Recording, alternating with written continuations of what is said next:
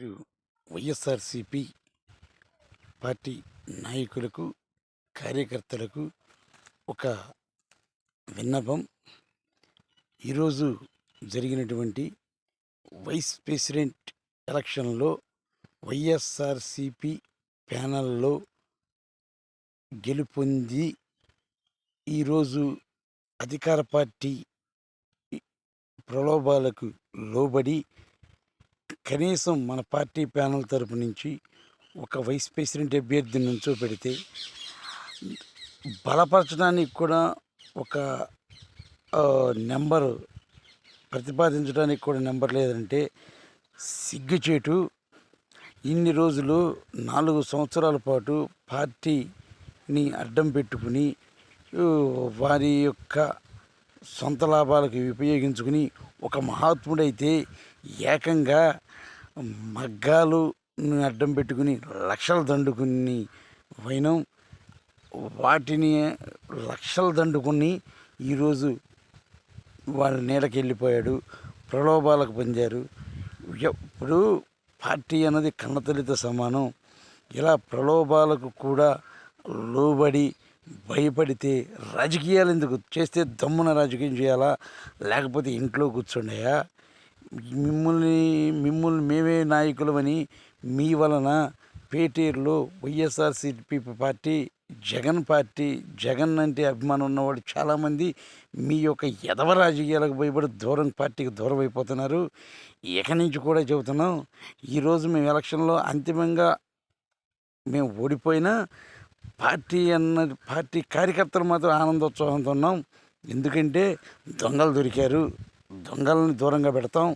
ఇక నుంచి party అధిష్టానాన్ని line మీద పనిచేస్తాం, పార్టీకి నిబద్ధతో పనిచేస్తాం. కొత్త కమిటీని వేసి యువతకు ప్రాధాన్యత ఇచ్చి యువతను ముందుకు తీసుకొచ్చుకుంటాం. ఈ యొక్క దొంగలను దూరంగా పెడతాం. పార్టీకి ఈ పార్టీకి వెన్నుపోటు పొడిచినటువంటి 10 మందిని దూరంగా పెడతాం. అయ్యా ఒకటి గుర్తుపెట్టుకోండి, పార్టీలు అయ్యి శాశ్వతం కాదు. వచ్చేది జగన్మోహన్ రెడ్డి ప్రభుత్వమే. అప్పుడు తస్మాత్ జాగ్రత్త. ఇప్పుడు ఎవడైతే 2-3 లక్షలకి ఈ తిని వాళ్ళ కింద వచ్చి ఈ 2-3 సంవత్సరాలు సేఫ్ జోన్లో ఉండొచ్చు. కానీ మన ప్రభుత్వం వచ్చినప్పుడు తోడతాం. అప్పుడు ఎవరికి ఇవ్వాల్సిన వాడికి ఇస్తాం. ఏదో అంతిమంగా ఏదో వైఎస్ఆర్సీపీ పార్టీ ఏదో పార్టిసిపేట్ చేసే జనం లేదనుకుంటున్నారేమో, కానీ మేమైతే ఆనందోత్సవంతో ఉన్నాం. ఎందుకయ్యా అంటే పార్టీ దొంగలు మాకు దొరికారు. ఇవాళ దానికి మాత్రం మేము ఆనందోత్సవంతోనే ఉన్నాము. మరీ ముఖ్యంగా ఒక ప్రబుద్ధుడు, రేపలపట్నం చెందిన ఒక మహాత్ముడు, ఒక పేటేరు ఎలక్షన్ గ్రామ పంచాయతీ సంబంధం లేని వ్యక్తి మమ్మల్ని పట్టుకుని టీడీపీకి అమ్ముడు పోయారని ఆ రోజు ఒక ప్రలోభాలు పొందిన ఒక మహాత్ముడి కింద పనిచేసిన వాళ్ళు ఈ మహాత్ములంతా. అలానే నేను నాయకుడిని, నేను ఈ పార్టీలో ఉంటాను, నేను ఆ పార్టీ సపోర్ట్ చేస్తాను, కానీ న్యూట్రల్గా ఉంటాను, నేను సేఫ్ జోన్లో ఉంటాను అంటున్నారు. వాళ్ళు కూడా తస్మాత్ జాగ్రత్త. వాళ్ళు కూడా పార్టీకి సంబంధించిన వ్యక్తులు కారు. ఎప్పుడు కూడా మేము పార్టీ వ్యక్తులను దయచేసి చెప్పుకోపాకండి. ఇక నుంచి రెట్టింపు ఉత్సాహంతో కార్యకర్తని నాయకుడిని చేస్తాం, నాయకుడిని తిరగబెడతాం. పేటేరులో మా బలం ఏందో చూపిస్తాం. అయ్యా మీ దయతో, మీ యొక్క సాధ్వర్యంలో, మీ యొక్క సారథ్యంలో మన పార్టీ ఎన్ని ఓట్లు వచ్చినాయో జగమెరగని సత్యం. ఇంతవరకు 700ను మించిన దాఖలు లేవు.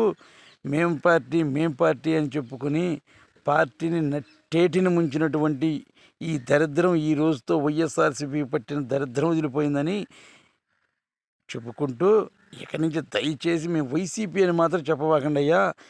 మేము ప్రలోభాలకు అమ్ముడిపోయిన వాళ్ళము అనండి.